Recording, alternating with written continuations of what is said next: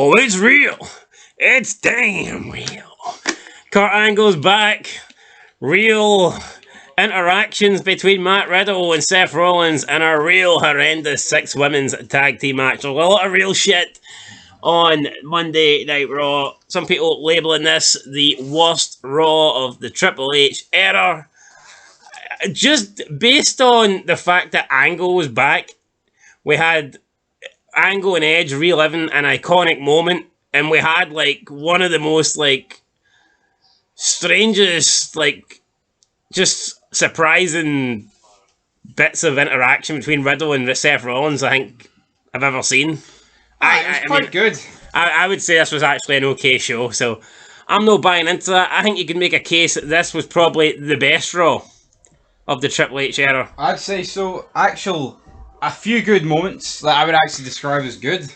Like, let's be real, that like I said, that is an iconic scene with Edge and Angle. Was this one as good? No. It was never going to be as good, but they were pretty much just paying homage at this. But we'll cover that more when we get to it. But I'll say this, right? I actually feel like Triple H is utilising legends when he brings them back. Yeah, rather than just have them come out and say hello and then... Like, they had Angle do the thing backstage. He had a segment with Alpha Academy. He sat at ringside for the match, and then he had like a spot where he drank his milk. Then the backstage segment. So when you look at it like that... Yeah, it's not like a one and done. Like, even with Trish, when they brought her back, they had her on the show multiple times. Is this going to be a thing where every time they go to a place, they're going to try and bring back a legend from that? I would be all for that. Me too. I know it might be a bit random, like, but I would... It was good. It was great seeing Kurt. If we go to Texas, can we get Michaels or Taker or Austin or Foley for Texas, isn't he? Oh, yeah. Or maybe not that lefty, like, but can we get, you know what I mean? Anyway, we've got to take a left turn and we've got to see where this show kicked off.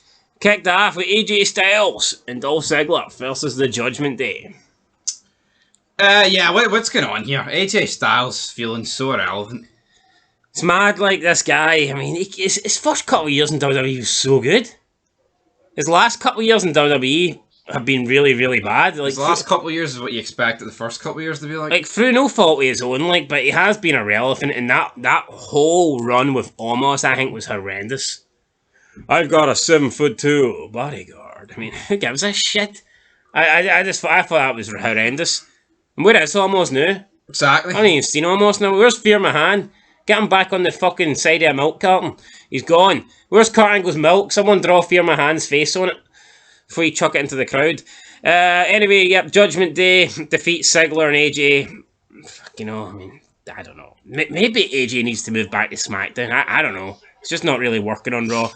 After this, Edge comes out. He gets up in the apron. Judgment Day are telling him to come in. Oh, it's 3-on-1.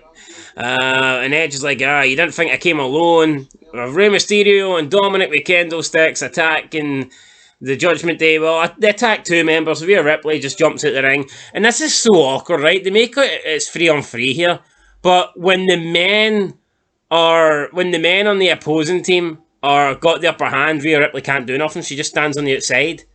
But when the Judgment Day get the upper hand, then she comes into the ring, you know what I mean? And she's helped. And it's like, it just looks fucking retarded. No, it is some of the worst stuff you'll see today in wrestling. It's something AEW would do. I thought WWE was beyond this. I think it only works with, like Rusev and Lana. The way Lana never really got physical. All she would do at the most was kind of like distract referee or something like that. But like Rhea Ripley's fucking taller than Dominic. And Ray, easily. Yeah, no, it just doesn't work though when, you know, Rhea Ripley's allowed to come in and, you know, hit the man, but the man can't do anything back, and then it's just so fucking awkward. And yeah, so basically it comes down to Dominic and Rhea Ripley in the ring, and she was asking for the kendo stick, and Dominic's conflicted or whatever, considering giving her it. I don't get it. Edge and Rey are up the ramp just looking on. Then Rhea takes the candlestick from Dominic. As soon as she takes the candlestick, Edge and Rey Mysterio get back in. Then Rhea Ripley's telling all 3 of them, come on, come and get me. And then Balor and Priest pull her out the ring, and it's like, what is the point? It's horrendous. Rhea Ripley, I mean, Edge would fucking annihilate Rhea Ripley. Kurt Angle with no kneecaps could annihilate Rhea Ripley. I feel like they're trying to do like a kind of go like down the China route, but only Rhea Ripley can't be touched. And it's like, why not? I mean, she's shite. Scrap this. This only works if Beth Phoenix is with this gang of Mysterios and Edge. and even then, But we had a few years ago when Nia Jax getting RKO'd. yeah, maybe we'll get that. I don't know. See, but again, I hate mixed tag matches where, as soon as the men tag in, the women have that just ruins the fucking match altogether. If you've got the upper hand, why would you ever tag out? Exactly. It doesn't make any sense. Right, are you going to start contributing here, or am I just going to talk for... Well, I'm definitely going to contribute, because the next bit was the best show. You could have... I mean, what did you say there? Contribute. Oh, it didn't sound I like didn't. it. I definitely didn't. I didn't think you'd catch on. But anyway, Right, I've got a question what happened last week, because I think Dexter Lumis raped The Miz. Yeah, the Miz is awful. He seems awful scarred here. Like what happened? I mean, he's showing like effects. All we seen was Dexter Lumis basically drag him into the crowd and walk away with him. But I want to know what happened. Adam Pearce pleading with The Miz, basically saying, right, you need to tell us what happened last week and maybe we can press charges, and he's no telling them. So what are they going for? Did he rape him?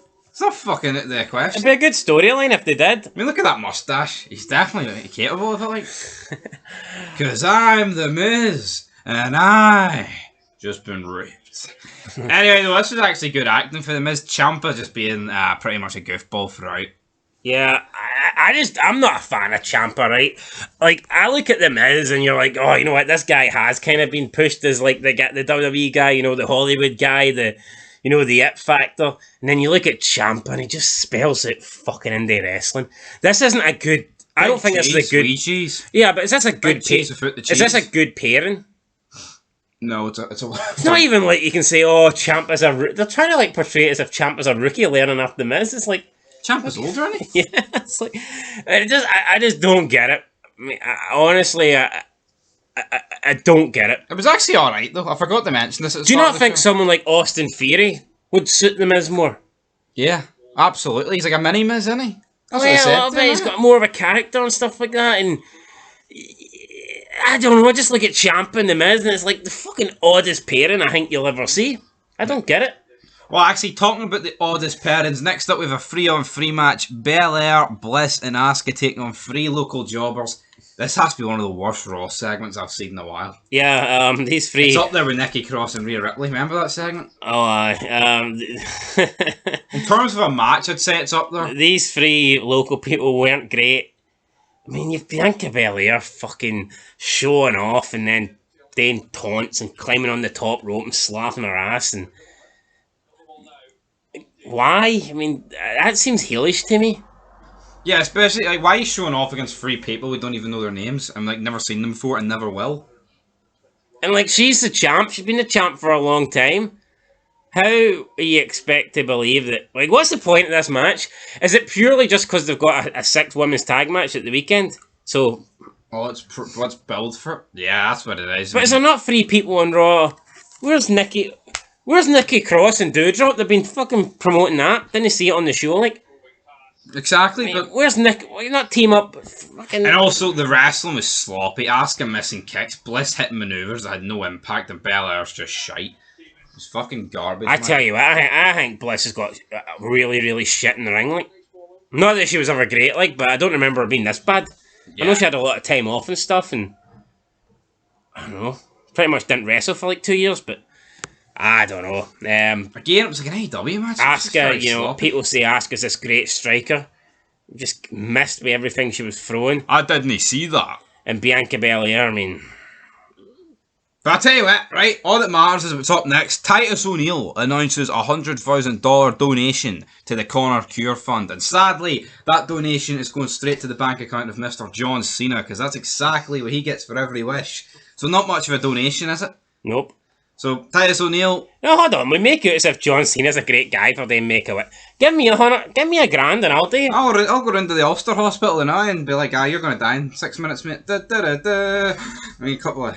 Cena with his hat. No, you know that shit. You can't see tomorrow. I mean... a bit sick, like, but... Ew. Look, I'm not saying Cena's... Maybe he is a nice guy, right? But... Let's not... It's the same with Triple H instead. Oh, my name is Connor... my name is Connor the Crusher. And like, they're making it as if, oh, they're invested in these kids. I don't give a fuck about these kids, you know what I mean? This is just a publicity stunt. No. So, I mean, it is what it is. I mean, who knows? Maybe we're wrong. Like, I tell you what, though, right? I don't think McMahon's got it in him to pretend. I don't think you'd see McMahon at all these Make-A-Wish things. No, Like, McMahon be like, damn. like I know Stephanie, Triple H, and Cena and all go and pretend, like, but I don't think... See when Connor punches Triple H and he sells it? McMahon would probably fucking punch him back. He was back. Open him up. Right, anyway, what we have next with Kurt Angle come out. He's confronted by the Alpha Academy. We had a shush-off. Yeah. You know what shush or shusher? Chad Gable sounded incredibly cringy. This was lame, wasn't it? Like, it was. Like, it works because Kurt Angle is kind of lame. That's his gimmick, but I don't know. It was just a bit. Yeah, I think that's... No, but I think this would work with 2001 Kurt Angle. Not 2022. I'm absolutely fucking done, Kurt Angle. Yeah. See when Angle went to... See, from like 2003 onwards, I don't think Kurt Angle really suited comedy. He kind of outgrew it, like... Yeah. Pretty much when he loses his hair and loses the wig, I think that's when he's comedy. And I love comedy, Kurt, like, but he pretty much from 2003 onwards was like the wrestling machine. Down, and then you've got to keep in mind, like, when he was doing the comedy stuff, man, he was like, you know, what was he, like, late 20s, early 30s? Exactly. And then now he's in his 50s, it's like, it's just not really, you know, I mean, it's not, it's just fucking weird. It's like Michaels and Triple H, you know, acting like DX in 97, like, you know, now it's, you know, I mean, it is what it is. And we've got to move on. And we have the Street Profits versus the Alpha Academy. Alright, okay, nothing happened before that, no? What? No important stipulation? Oh, well, if Kurt Angle's team loses, he joins the Alpha Academy. Well, that not something you should have addressed, like. Well, hold on, right? I don't know, I probably should have addressed it. Sloppy for me, but I actually wanted them to win, because then we would get more Kurt every week. More milk. More segments. More entertainment. But no, Kurt's But they didn't win. The Street Profits won, then the Street Profits... I see the cups. I never thought they actually had any drink in it. I thought it was just beer. Well, it could have been water, like, I don't know what it could have been. Yeah, but I always thought it was just empty cups. So they actually take a drink. Kurt doesn't like the taste of it.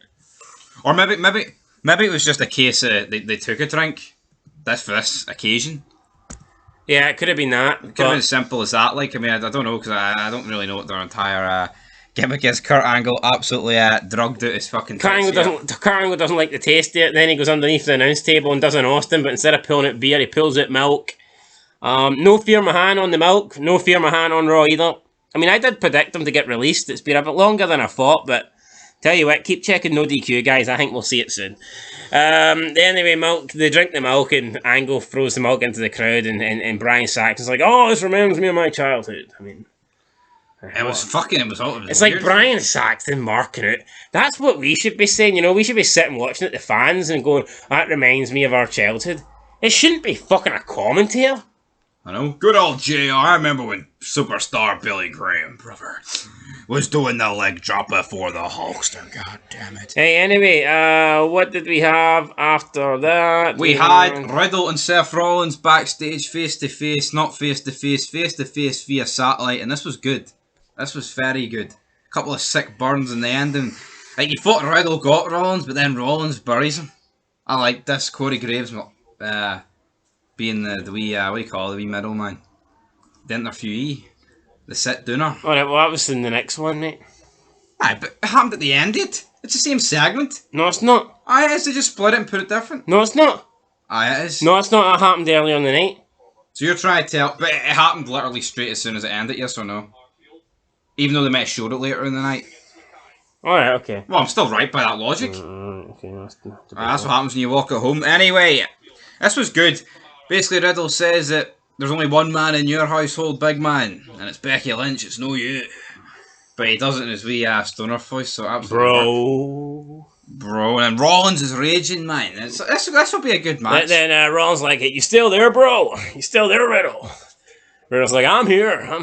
Riddle's like, Rollins like, why don't we talk about your family? Oh, wait, you don't have a family. Your wife divorced you, took the kids, and they don't want to see you no more. And then Riddle starts dropping F-bombs, like, where the fuck are you? I'm going to fuck you up. I mean, and it's like, I know And I know, like, some people think they're edgy and they try and do shoot things. Like Damien Priest earlier in the night says to Edge, Beth Phoenix is the one that wears the trousers. That's pish, right? That's Beth Phoenix is the only one that wears trousers in your household. That's shite, right? And a lot of times, you know, you'll look at people in the wrestling and they'll like try and do like shoot things like that, and it's crap. But this actually came off as legit. I mean, this came off as great. Yeah, no, it was very good here for Rollins and Riddle. Two guys who I used to fucking despise not so long ago. I know, but I mean, do you know what I'm on about? Like, people trying to do, like, shoot and come off, like, tough, and it's, like, trying to be edgy and stuff. Yeah. This actually seemed really, really good. Yeah, especially the way the other bit was done. Aye, so... He's like, you still there, bro? Alright, albeit, the way he did say, you still there? Sound like mouse mode on Xbox party chat, like, for Rollins, but and he got his point across. Facial expressions were great as well. See when like, Riddle says to him, there's only like about Becky Lynch being the man. Fucking Rollins looked like he just killed his entire family. I know, it was fantastic. With Bobby, with the Miz coming to the ring for his match with Bobby Lashley, we see like a security guy standing there, and it's Dexter Lumis, but then Miz takes a closer look at him, and it's no Dexter. Again, some small details like that I think are good. So, yeah, no, this was very good, and but it goes back to what happened last week. I want to know what happened last week, but most importantly, Miz is actually doing pretty good here against Big Bobby. Yeah, Big Bobby. Is Miz going to get the win? Ciampa comes in, hits Bobby.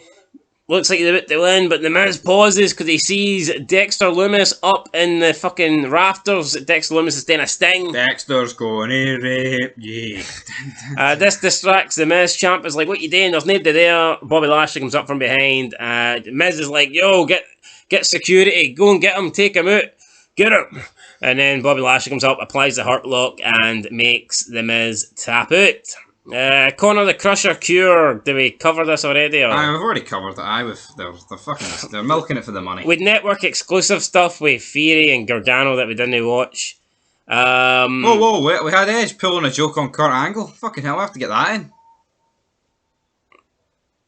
Right there. Alright. Back to the old stuff, and I tell you what, right? How old did these two guys look?